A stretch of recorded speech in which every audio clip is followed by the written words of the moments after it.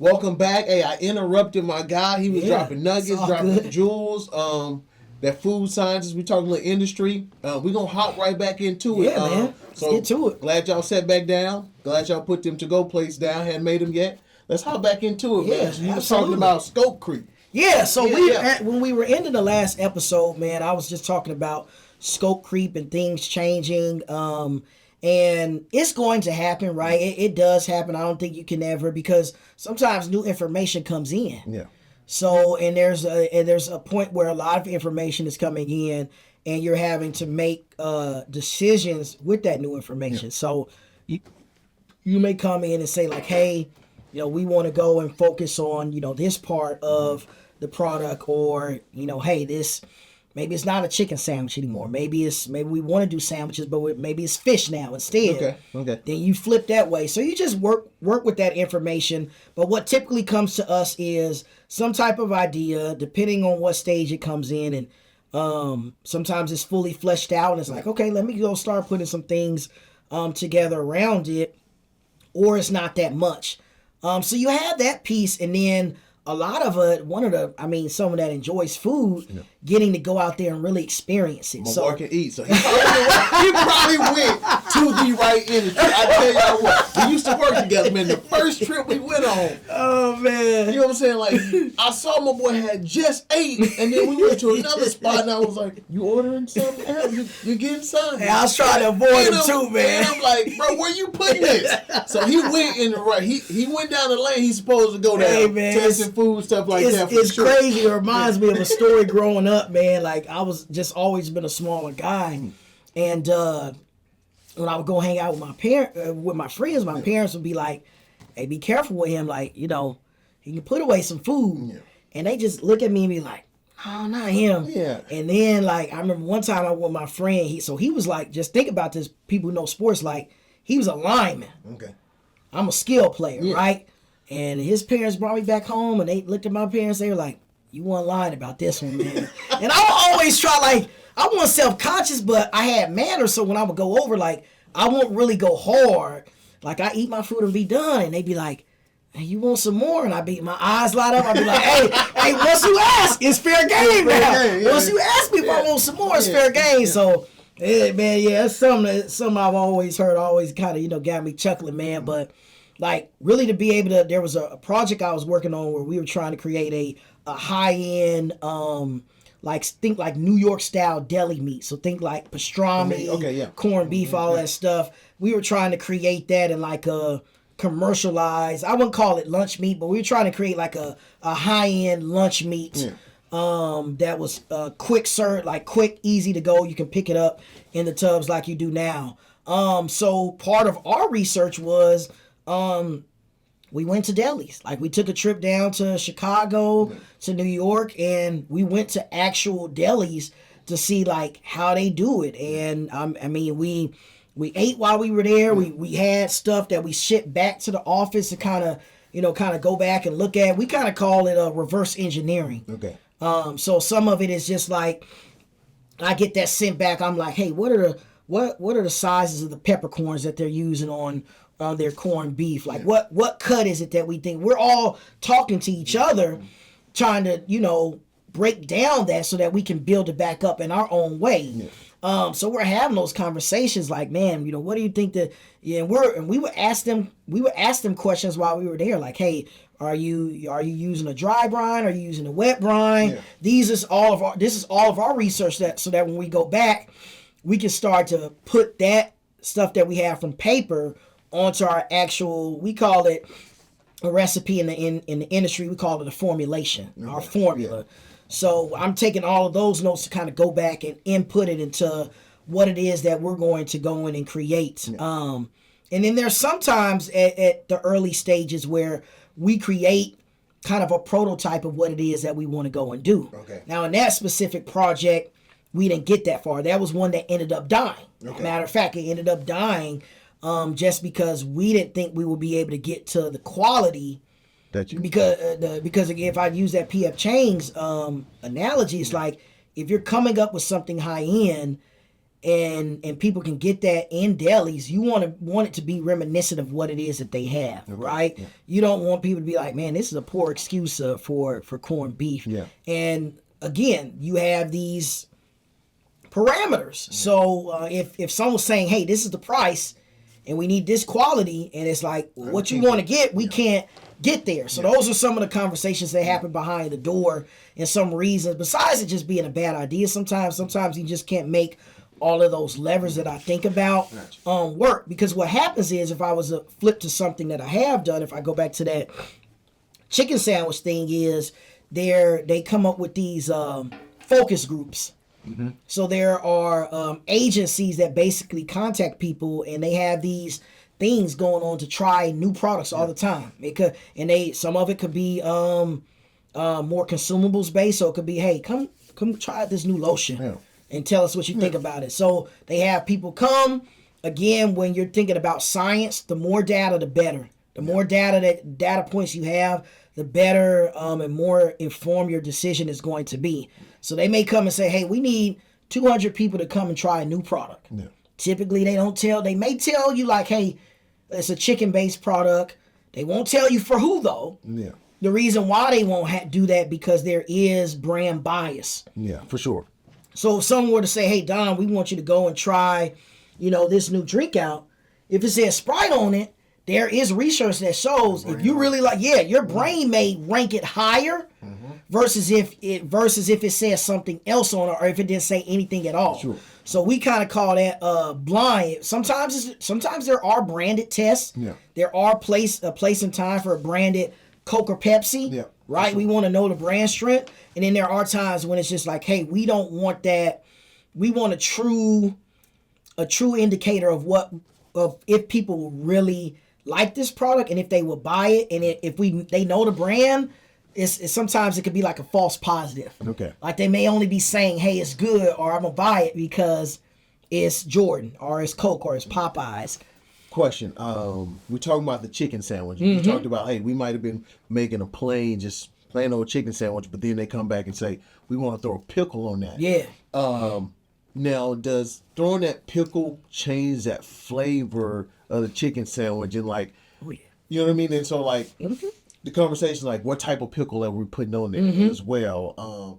How frustrating is that? Or, like, do you feel like once we add this pickle, it changes the flavor palette of the chicken sandwich? So do you have to go back and work on the chicken sandwich as well as not only the pickle? Absolutely. Yeah. Sometimes there's there's definitely things parts where that does happen, because every piece of the formula has its place. Yeah. Right? And so when you start it's funny because people, as I've worked with people in the past and I can think about some of these things, they're just like, oh, it's no big deal. To them, they're like, it's no big deal. It's just a pickle. Yeah. But for us, the way that we look at it and break it down, it's like, no, like that could change if you're putting that right on top of the chicken. That may make the top side of the chicken a little soggy if it's really wet. Like, it's all these different things we're thinking about in our mind in terms of how the customer is going to experience that product when they taste it. So that definitely and do you have plays into it. So do you have to start all over? Like, depending on where you are in that process, do y'all go be like, look, we wanted this out by, say, in June. But if we go back and we're going to have to change the flavor palette of the chicken sandwich, we may not be able to drop until October, November. Are y'all okay with that? Like, it goes way into that, you know what I'm saying? Man, I've been in some tense conversations with that. To me, I think the best companies understand that I might have to contradict myself. I think the best companies understand that there's a balance. Okay, right? Yeah. And what I mean by that is, if it's something that's really going to change how customers react to your product, you may need to take some more time. Okay. Because if you don't, that product could come out and die instantly because you didn't take the time to fix something, or to sit on a little bit of data, or do something a little bit different. Now, does that mean for every little thing that comes up, you're like, oh, I need another week? You're like, No, so I think as I got farther along in my career, I could understand like this is something that needs more time, and this is something that I can figure out on the run, right? And I would only really go ask for time if it was something that I felt like was going to be detrimental to the launch of the product. Okay. So I do think that the best companies have the right balance of that, because again, when you're coming out, you want to come out and you want to just wow people, and they be like, man, like Popeyes, I gotta have this. Yeah. I'm in line like a crackhead trying to get this sandwich, man. How did you feel about that sandwich? How did you feel about that sandwich? Was it worth the hype? Like, do you think hype drove that, or did you think it was pure fire that was just driving people to come back and keep eating them chicken sandwiches? I think it was hype. And I think a lot of these things, I'm not gonna. I read stuff, but definitely won't sit here and pretend that I know about all how the human brain works and serotonin boost and all those different things. But I definitely think that played into it. It just think about the society we live in, where if it's viral, it may be something stupid, right? Like even when the kids were doing all those challenges and drinking bleach and all, like it's stuff where it's like, that makes no sense at all. Sure. But because and it'd be good to get somebody on the podcast to talk with us about kind of the brain boost and stuff. But I think it's because maybe it's the fear of missing out thing. Yeah. Hey, everyone else is getting these Jordans. I need to get them. Everyone else is getting these new whatever. Everyone else is getting a chicken sandwich. It must be good because everybody else is doing it. So, I mean, did I enjoy the sandwich? I thought it was a good sandwich. I did too. Okay, I did too. Did I think that it was worth? Oh my gosh! What it was? I'm eating it 2-4 days in a row. Now I will tell you, shortly after that, they came out with a fish sandwich. Mm-hmm. The flounder joint, I actually thought that was better. Okay. Yeah, it's seasonal. They don't do it all the time now. Yeah. But there was a point in time when they came up shortly after that, and I'll try to get into lifecycle and try to get through that quickly.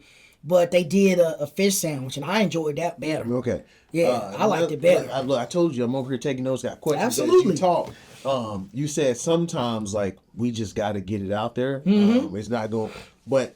Is there conversations on, hey, we're going to get this out here, but then we're going to tweak the ingredients a little bit? And, like, how is that conversation? Because, like, my taste buds might have gotten used to. Ooh, that's a real thing, yeah. This chicken sandwich. Mm-hmm. And then, 8 months down the road, y'all add another ingredient or two because y'all wanted to go ahead and get it out, but knew we wanted to make some updates.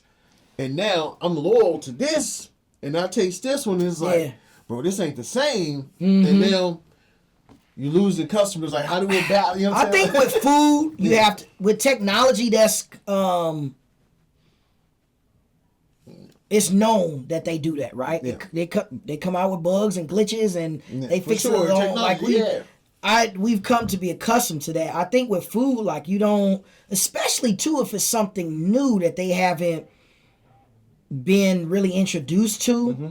it could create a very visceral reaction where they're like, no, I'm not gonna go back to this because they changed that, or they took they went from a dill pickle to a bread and butter pickle, and I don't like how sweet that makes the sandwich taste. Yeah. And I think a lot of it. Sometimes it just depends. I would tell you guys that there's some decisions that are sometimes outside of our hands as a food scientist. Now, no, it's not somebody twisting our arm and saying, no, you got to put this ingredient in there that's bad for you. It's not any of that stuff that you guys have heard about. But there are some things that are around. They come to us and like, hey, we need to cut the cost of this. Yeah, that's what. And then it's like, okay, well, maybe I'm gonna put a little bit less in that pickle brine, and because of what I changed in that pickle brine, it may taste a little bit better. It may have a different texture. I did spend most of my career working in what we call like product maintenance. Okay. So that's the type of stuff you're talking about, where we're trying to maintain the customer's experience with the product while we may be changing things. Yeah. So we may be one thing that I learned about is I did a lot of sugar changes in lunch meat, and we found out that you could use I want to say I got this right. I think at the time you could use less brown sugar in replacement of regular sugar. Mm-hmm. and still maintain some of the sweetness. So if you think about that from a cost perspective, I was able to get us to, cost less because we were using less of an ingredient. But there are tests that we have go through the same thing that they do with the new products we do with the current ones. Yeah. So we do test it against itself to kind of say, hey, does this ham that we make, and we know what it is. Yeah. I know the difference between the two, but we may say, hey, here's ham A, here's ham B. Taste them. What, how does it rank overall? How does it rank in sweetness? How does it rank in texture? Yeah. And then we go back and look at all these scores. It's actually called, I'll drop another one for you, it's called the hedonic scale. So it's a scale from 1 to 9 that they use usually in what we call sensory scientists. So these are people that are specifically focused on doing a lot of that research for us to make sure that the food that is created or the product that is created matches or is better or whatever the case may be when we're trying to do these launches. Now, is there a certain number you have to get to on that scale before you say, hey, we good to keep going? Or usually that's set by a couple of things. It could be history. Okay. So you could go back and say, hey, when we released this chicken sandwich, the score it got was an 8.1. Yeah. Okay. So anything else that we want to create has to be, at that or above, right? And so there's a word we kind of call brand standards. Okay. So people will come in and say like, hey, if you want to be at this, if you want to get this product launched, you need to pass at this hedonic this score before we're gonna move it forward. And sometimes that adds to time because you're like, okay, I'm changing this. Man, I'm at 7.9. Then I got 7.8. Then I got 8 again. And then it's like, but nope, you got the good companies adhere to those numbers. Okay. Bad companies say, oh, we're at 8. Yeah. We're close enough, so we can. You got to be about quality and excellence because customers react to that. And a lot of times I think customers are willing to, in most cases, pay more if you have better quality or if you have a sustained level of quality and excellence within your product. Yeah. All right. Let's talk about product lifecycle. How do you decide on? We can take it to Sprite. Working Sprite, but an example like that I had, like we could talk about, like, all right, we said earlier we had regular Sprite. Then I forgot what flavor you said in last. Cranberry. Cranberry. Oh yeah, cranberry Sprite. So like we still at $1 million. So if we saying like, let's just go ahead and scrap just regular Sprite and we just don't continue with cranberry Sprite or vice versa because we're still going to generate $1 million. But like that cycle has ended. Speaking of Sprite, I got beef with y'all that you said cranberry Sprite. That winter spice is not the same as cranberry because they used to just do cranberry. They used to do a cranberry. That was and now they're doing winter spice. I haven't tried the winter spice. It's not the same to me, man. Because I was they playing around. They played with me. And I got a partner who used to work at Coca-Cola factory. I tell him almost every year during that Christmas time when they drop that winter spice, like, this ain't cranberry, bro. Yeah. Like I blame you for this. And some of that too, like that's a great point that you talked about because it's like, well, what research, like, some of it went into, like, probably, like, what does winter spice mean to people? Yeah. And there were some people that instantly, when they hear that, they're like, well, cranberry. Yeah. And there may be a subset that was like, winter spice could mean this instead of that. Okay. And that I'm sure that there was some research that led to that. And to the point that you just made, you don't always get it right. Like, you can do a bunch of research, get a bunch of data points right. They might have it right. I'm and there's going to be some people that's like, nope, I don't like that you did that. Yeah. So product life cycle is really, it talks about the maturation stages of a product as it comes out. So if we go out to the chicken sandwich, right, when Popeyes dropped, they were king of the court. Yeah. They were at the beginning of the life cycle because no one else was out there with the revived, improved, well, let's call it luxury type of chicken sandwich that wasn't just like a McChicken or something like that. Sorry, McDonald's.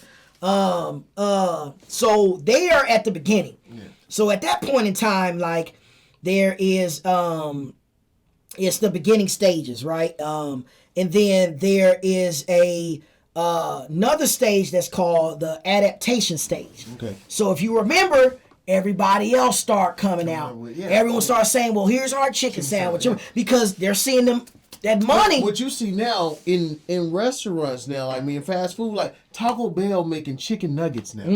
Like, how, you know what I'm saying? Like, you just see all these different menus looking like, that's not what you do. Yeah. Like, why are you doing, you know what I'm saying? Like, you got, like, you know, Wendy's doing breakfast now. You know what I'm but saying? it goes back to that market share piece. Yeah. It goes back to that market share of, if you think about, hey, we know we're going to make money. We are always going to make this money tacos, but we can get people that want nuggets, and they may have had a bad experience elsewhere, to come over here and bring their incremental dollars to us. So that's really what it comes down to. And so what everybody else saw in the adaptation phase is, oh man, we gotta get a chicken sandwich out there, because everybody wants one, and we can get our names out there, so we get publicity. Like, even if our chicken sandwich may not be as good, we're able to ride on the coattails of Popeyes because they're in the publicity everywhere, and we can get our names in the top. So that's the stage when everybody's like, man, we got to do everything that we can to get one of whatever they have. We got to try to do whatever we can, we get there. So that's your second stage.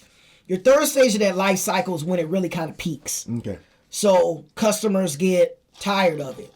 One that has sustained for a really long time is the pumpkin spice stuff within an old seasonal frame. Yeah. It hasn't peaked yet. Yeah. And people keep coming out with more stuff. But I'm sure there's probably some data behind it, but there's a fair enough products that they do peak. Yeah. And at that point, it's like you're not really peak basically means you're at the top and you're about to go down. Yeah. You've reached the highest that you can get with what you've sold. At that point, it's like if you don't get in during the earlier adaptation stage on something that's going to go away, like if it's a trend, you've missed your time. And how do you miss your time? How is that conversation in your research and development room when, say, that chicken sandwich came out and CEO or whoever comes down and say, we need to put out a chicken sandwich? And it was like, by the time we get it where we need to be, that trend's going to be over. You know Some people cut corners. Okay. Some people, at that point when it's like that, it's like, even if it's not the best, it's something that could maybe get some attention off of them, and we can get some dollars during that time. Okay. I think that's a perfect example of, it doesn't have to be perfect. We may cut some corners, and then we can figure it out on the backside. And we may not even want to be in chicken sandwiches. We just want to come in here, ride this wave, get some dollars, and then we might get out of it, or we might just leave it on the menu and not change anything. Yeah. So you see there's a lot of corners that get cut. And then in the food industry, there's a lot of shared suppliers that people are using. Okay. So they're looking it up. So when they get that call, because they do get that call, and it's like, we need that 8 yesterday, they're calling their suppliers. They're calling the Tysons and like, hey, can you do something like this for us? Like, we need any type of chicken sandwich prototype that you can get to us. They're calling their bun suppliers, their sauce suppliers, and they're like, I need you to get to Popeyes and figure out what they're doing. I need you to make the same thing for us. Yeah. So those conversations definitely, because they understand if we don't get in time, and I can, from a business perspective, I understand from someone that loves the art of food science, I don't like it. Yeah.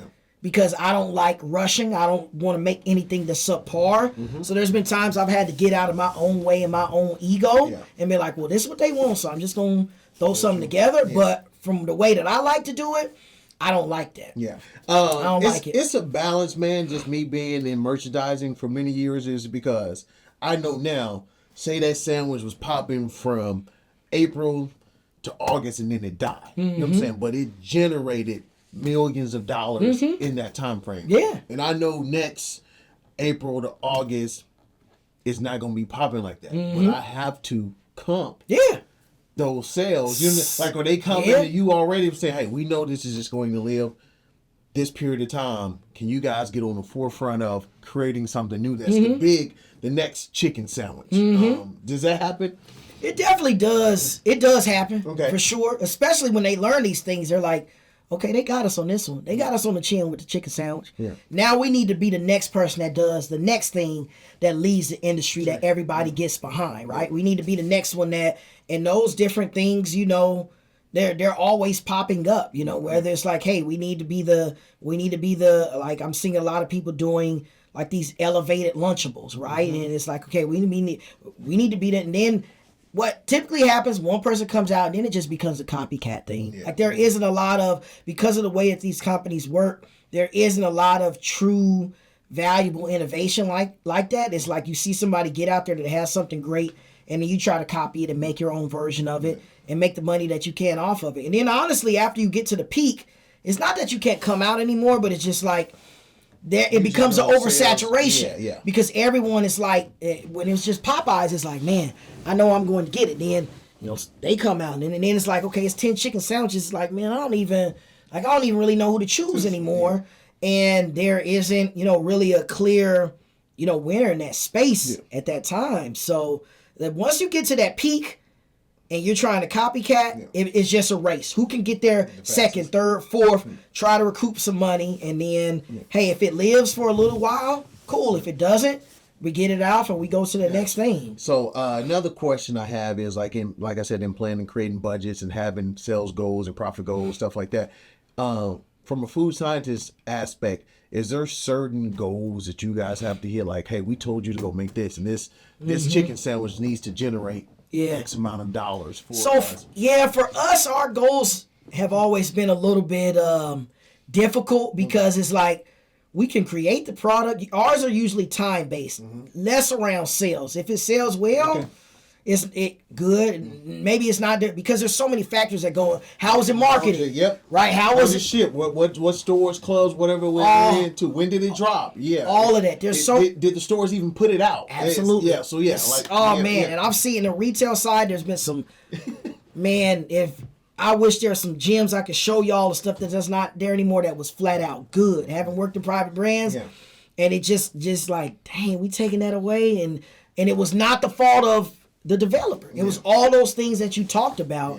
And I definitely do think that, that plays a part of it. But our goals is really about, can you get us through the commercialization phase in the timing? So if it's like, hey, we want to be able to launch by, January, well, Alex, you got to have your stuff figured out by end of Q3 so that we can get to inventory and we can do that. So ours really come around like, hey, how are we contributing towards the execution of the actual product, and then from there it's up to the rest of that cross-functional team to do their part to kind of get it across the finish line. But it's definitely to me, when you do it that way, especially at those large corporations, most of us, we enjoy the science and the art and the passion behind it. So I've talked to a lot of us when we're like, man, I really don't want to do it this way, or I would not have done it that way, but sometimes business dictates. I mean, you got a boss, and they're like, hey, you got to do it like this. And so, I've definitely applaud some of the,